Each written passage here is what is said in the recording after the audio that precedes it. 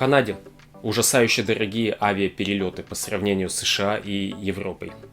Но в этом году оказалось возможным купить билеты за $1. В сегодняшнем обзоре я поговорю о компаниях Канады, направлениях и ценах.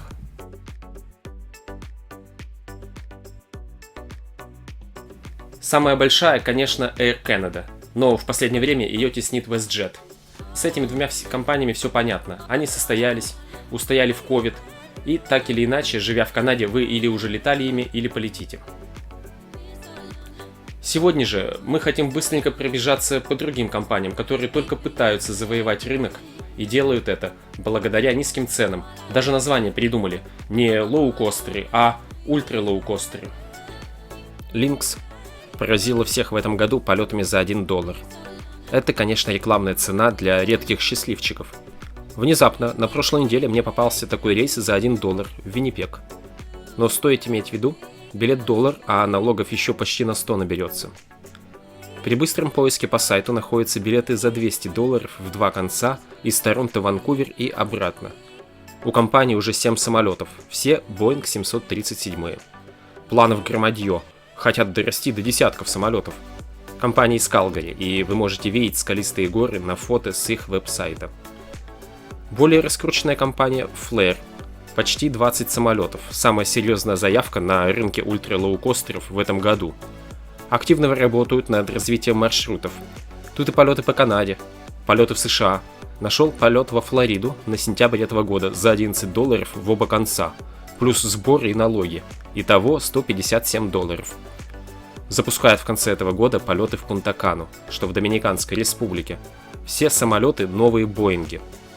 Самая молодая и самая маленькая авиакомпания на данный момент Jetline из города Миссисага. Летают двумя самолетами. Объявили о приобретении еще одного. Летают в Канкун за $450 и в Лас-Вегас за $360. Самолеты Airbus бэушные. Это все компании ультра-лоукостеры, которые пытаются побороться за место под солнцем в Канаде. Еще две авиакомпании, кто уже давно на рынке, это Air Transat и Sunwing. Air Transat из Монреаля. В активе 60 маршрутов в 25 стран и может предложить полеты в Европу дешевле $1000 в оба конца. Компания большая, 31 самолет. Летают Airbus'ами, в том числе и большими, широкофюзеляжными, что говорит о серьезной ставке на полеты в Европу.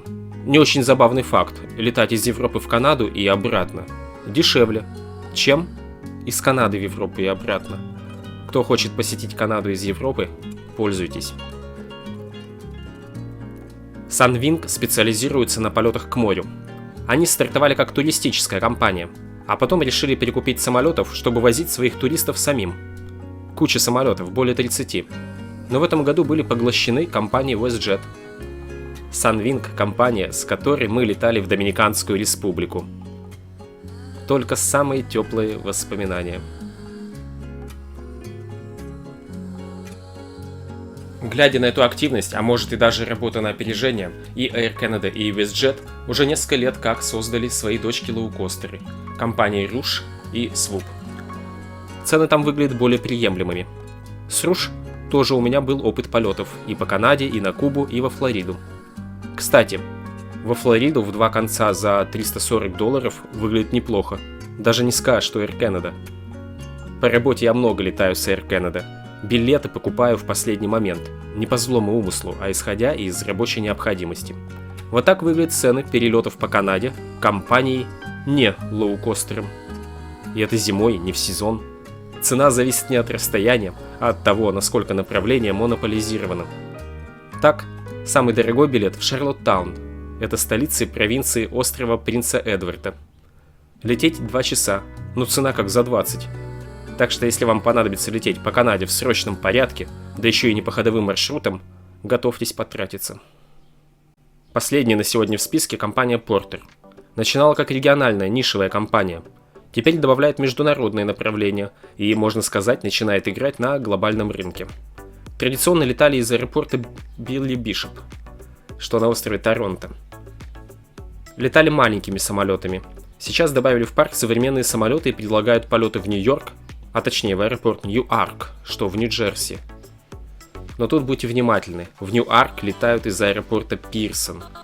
Цены на полеты из Торонто в Ньюарк умеренные. В два конца порядка 300 канадских долларов. При попытке использовать сайт, цены не выглядят как очень дешевые. Портер не позиционирует себя как лоукостер, а в рекламной кампании использует следующие пункты. Бесплатный Wi-Fi, бесплатные напитки, включая вино и пиво, и нет средних мест, только у окна и в проходе. Еще бы, самолеты-то маленькие, бразильские Embraer. Из полезного.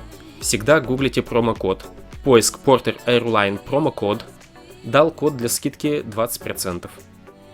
Из недостатков. По Канаде используют турбопропеллерные самолеты. Шумные в салоне. Очень шумные. Зато можно насладиться видом Торонто с высоты птичьего полета.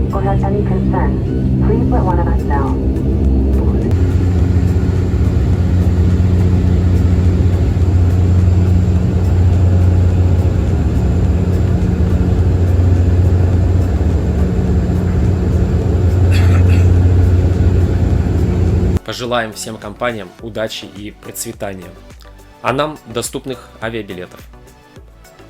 Монополии Air Canada, похоже, пришел конец. WestJet уже занимает треть рынка, а если новички подключатся, то все мы получим авиаперелеты по доступным ценам.